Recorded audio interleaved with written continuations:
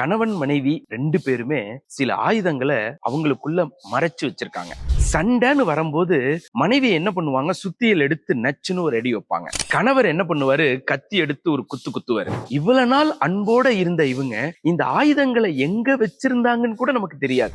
அடிபட்ட வழியில நாமளும் என்ன பண்ணுவோம், எதுக்கு அடிக்கிறாங்க, எதை வச்சு அடிக்கிறாங்கிறதையே யோசிக்காம நாமளும் பதிலுக்கு அடிக்க ஆரம்பிச்சோம்.